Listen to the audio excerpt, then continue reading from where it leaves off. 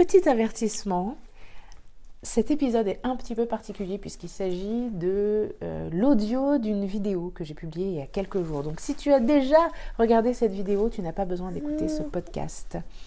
En revanche, si ce n'est pas le cas, eh bien, je t'invite à écouter la suite. Je vais être amenée à parler un peu plus du corps et de sport et d'alimentation, mais pas tellement sur le podcast, plutôt sur ma chaîne YouTube. Donc n'hésite pas à t'abonner à ma chaîne YouTube si ce n'est déjà fait. Et bien, si tu as envie de te reconnecter à ton corps et d'activer la puissance qui est en toi et qui est dans ton corps, je suis en train de préparer quelque chose. Je t'invite à t'inscrire à la liste d'attente de mon futur accompagnement. Je te mets le lien en description. Évidemment, c'est sans engagement, donc n'hésite pas, inscris-toi à la liste d'attente si ça t'intéresse. Et puis, bien, je te laisse écouter cet audio.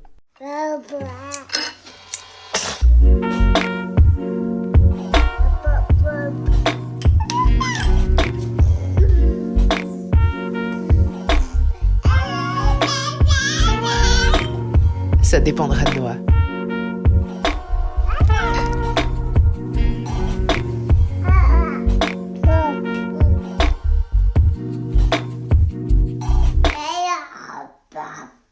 Aujourd'hui, j'avais envie de parler de quelque chose parce que c'est un sujet qui revient énormément. On me pose beaucoup de questions par rapport au sport. Je vais aborder le sujet au fil des semaines à venir, assez régulièrement, sous différents angles, parce que c'est un sujet important à mon sens. Ce que je voulais faire d'abord, c'était partager pourquoi personnellement je suggère, voire conseille et incite fortement mes clientes à faire du sport et à prendre soin aussi de leur alimentation, à prendre soin de leur corps de façon générale et de leur santé du coup. À la base, je suis coach en empowerment féminin et je suis également mentor pour des entrepreneurs, des solopreneurs qui ont souvent une activité sur le web et qui sont plutôt des femmes créatives et spirituelles, parfois même multipotentielles, très souvent même multipotentielles. Et je suis donc amenée à travailler avec des femmes qui sont énormément là, au-dessus. Donc énormément dans leur tête, beaucoup à réfléchir, etc. Et énormément aussi connectées à l'univers, donc très spirituel, etc. Le truc, c'est que, et moi-même j'ai rencontré énormément ce problème, c'est que souvent quand on est très en train de beaucoup dans la réflexion, dans l'intellectuel, dans la stratégie, etc. et ou dans la spiritualité, chercher à se connecter à l'univers et tout, on oublie trop souvent quelque chose de très important, à savoir le corps.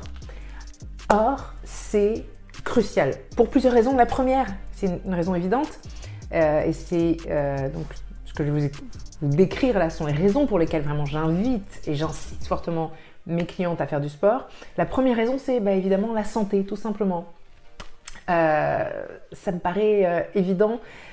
Ça fait des années que je dis et je répète à mes clientes qu'elles sont leur atout numéro 1 et qu'elles sont l'atout numéro 1 de leur activité, de leur entreprise, tout comme elles sont l'atout numéro 1 dans leur vie de famille, etc. Son atout numéro 1, on en prend un soin tout particulier, ok ? Être son propre atout, être son atout numéro 1, ça veut dire qu'on est un pilier, d'accord ? On est un pilier et un pilier se doit d'être solide. Parce que s'il n'est pas solide, tout s'effondre. C'est un peu ce qui s'est passé par exemple quand on ne prend pas soin de sa santé mentale. C'est ce qui s'est passé dans ma vie d'entrepreneur au tout début quand j'ai fait un burn-out. Je me suis effondrée, forcément mon activité ne pouvait plus tourner. Il a fallu que j'appuie sur pause pour moi me remettre d'aplomb avant de pouvoir me remettre à travailler dans mon activité, à travailler sur mon activité. C'est la même chose au niveau de la santé. Si on a une santé un petit peu chaotique, forcément, l'activité va en pâtir. Alors évidemment, je ne suis pas en train de dire tu es responsable absolument à 100% de tout ce qui t'arrive dans ta vie et dans ta santé. Évidemment, ce n'est pas forcément le cas parce qu'on peut avoir des problèmes, une maladie auto-immune ou que sais-je, une maladie génétique, peu importe, des choses sur lesquelles on n'a pas de prise directe. quoique parfois il y a des choses qui peuvent être réglées justement en prenant soin de son corps et de son alimentation, ou au moins atténuées. Mais voilà, au moins si on se traite comme son atout numéro 1 et qu'on prend soin de sa santé physique, on améliore les chances d'être suffisamment solide pour pouvoir porter sa mission, sa vision, son entreprise, son message, mais aussi sa famille et tout ce qu'on a à porter. Je travaille beaucoup avec des femmes aussi qui sont mamans, qui ont une famille. C'est important pour elles, évidemment, d'être en bonne santé et évidemment d'être solides à tous les niveaux, pour leur entreprise comme pour leur famille. La deuxième chose, c'est parce que quand on veut manifester ses rêves, donc ce qu'il faut comprendre, c'est que quand on cherche à manifester quelque chose, c'est en fait à lui donner une incarnation dans la matière. Mais comment peut-on matérialiser quelque chose si on ne prend pas soin de la matière, si on ne se concentre pas, si on ne focalise pas un minimum d'attention à ce qui est là matériellement présent, à ce qui est là dans la matière. Notre corps, c'est notre incarnation physique, d'accord? Si on n'y prête pas attention, comment voulez-vous? Vous voulez manifester de l'argent, vous voulez manifester des clients, vous voulez manifester de meilleures relations. Commencez par chercher à matérialiser quelque chose de solide, d'incarner quelque chose de solide vous aussi. Vous allez voir que quand on cherche à manifester quelque chose, c'est pas juste je réfléchis, je fais des méditations, je fais des mantras, des affirmations, de l'EFT, etc. Et puis comme par magie les choses se produisent. Non, il y a une incarnation dans la matière, on donne forme à tout ça dans la matière par des actions concrètes et on façonne réellement, c'est un peu comme de la pâte à modeler. Donc tout ce que vous allez faire pour votre santé, pour votre corps, que ce soit en vous focalisant ou en étant plus intentionnel dans votre nutrition, dans le mouvement aussi que vous intégrez dans vos journées et le sport que vous faites pour le bien-être de votre corps, eh bien ça va être une façon aussi de matérialiser les choses, de donner matière, de donner corps à ce que vous désirez vivre. Aussi, évidemment, le sport, ça permet de libérer les énergies, de faire circuler les énergies dans votre corps et donc d'être dans le flow aussi de l'univers. De la même façon, la façon dont vous vous alimentez, eh bien, ça va avoir une influence sur votre énergie et sur votre vibration parce que si vous mangez que de la junk food et des produits ultra transformés, etc., évidemment, votre vibration, elle est un peu plus basse, elle est plus faible. Alors que si vous mangez des choses qui sont plus saines, qui sont moins transformées, qui sont de meilleure qualité